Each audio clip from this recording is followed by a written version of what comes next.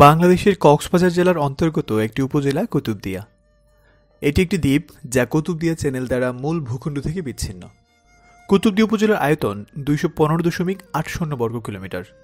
কক্সবাজার জেলা সদর থেকে এই উপজেলার দূরত্ব 75 কিলোমিটার। এর উত্তর, পশ্চিম ও দক্ষিণ তিন দিকেই বঙ্গোপসাগর দ্বারা বেষ্টিত। 1917 সালে মহেশখালী থানা থেকে পৃথক করে কুতুবদিয়া থানা গঠিত হয়। হযরত কুতুবউদ্দিন নামে এক কামিল ব্যক্তি আলী আকবর, আলী ফকির ও কিছু সঙ্গী নিয়ে মগ পর্তুগিজ বিতাড়িত করে এ দ্বীপে আস্তানা স্থাপন করেন। অন্যদিকে আরাকান থেকে পলায়নরত মুসলমানেরা চট্টগ্রামের আশেপাশের অঞ্চল থেকে ভাগ্যান্বেষণে উক্ত দ্বীপে আসতে থাকে।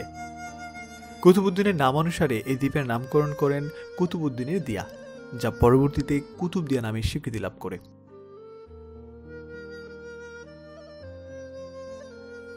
বর্তমানে এই দ্বীপের বয়স 600 বছর পেরিয়ে গেছে।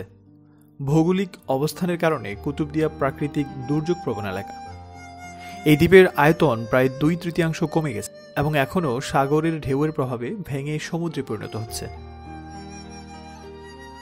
কুতুবদিয়া উপজেলার লোক সংখ্যা 1,33,000-এরও কিছু বেশি। জনসংখ্যার 93% মুসলিম, 7% অন্যান্য ধর্মাবলম্বী। সাক্ষরতার হার এখানে 30.80%। কক্সবাজার জেলা সদর বা বাংলাদেশের যে কোনো অঞ্চল থেকে কুতুবদিয়া উপজেলায় একমাত্র যোগাযোগ ব্যবস্থা নৌপথে। প্রধান যোগাযোগ মাধ্যম লঞ্চ, স্টিমার ও ছোট টেনিস বোট।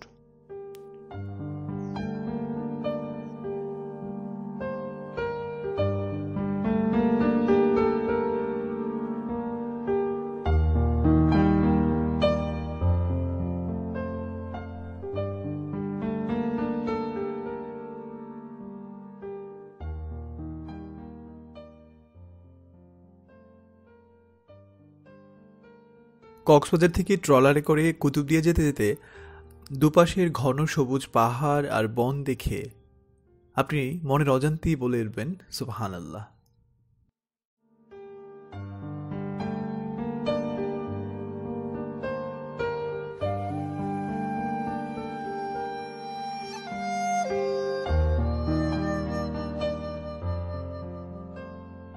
সত্যিকার অর্থেই কুতুবদিয়া যাবার পথটা অতিমাত্রায় অসাধারণ।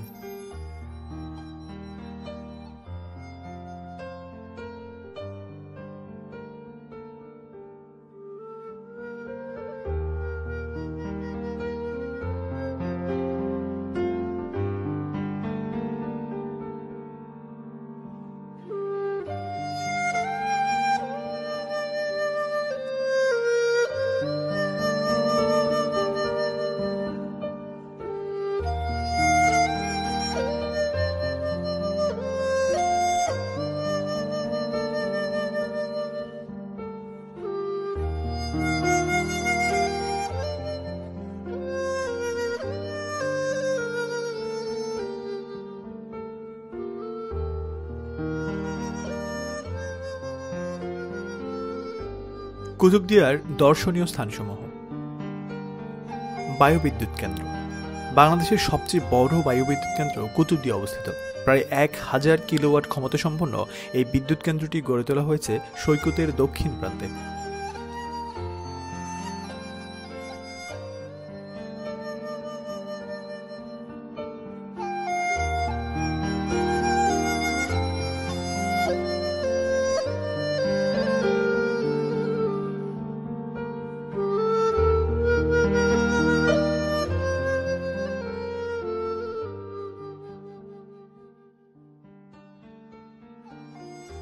কুতুব শরীফ দরবার। দ্বীপের ধুরুং এলাকায় কুতুব আউলিয়ার দরবার শরীফ। এই দরবারের প্রতিষ্ঠাতা শাহ আব্দুল মালেক আল কুতুবী জন্মগ্রহণ করেন 1911 সালে। 2000 সালে তিনি মারা যান। কুতুবদিয়ার নামকরণ করা হয়েছে কুতুব আউলিয়ার পূর্বপুরুষদের নামানুসারে। কুতুবদিয়া সমুদ্র সৈকত। কুতুবদিয়ার সমুদ্র সৈকতের উত্তর দক্ষিণে প্রায় 16 কিলোমিটার দীর্ঘ। বেশিরভাগ এলাকাই বেশ নির্জন। পর্যটকের আনাগোনা নেই বললেই চলে। মাঝে মাঝে শুধু আছে জেলেদের কর্মব্যস্ততা, কোথাও কোথাও সৈকতের পাশে আছে ঝাউ গাছের সারি। পর্যটকদের থাকার জন্য কুতুবদিয়া দ্বীপের বড়ঘোপ বাজারে হোটেল সমুদ্র বিলাস নামে একটি আবাসিক হোটেল চালু আছে। সমুদ্রে খুব কাছে হওয়ায় এই হোটেলে বসেই সমুদ্র দেখা যায়।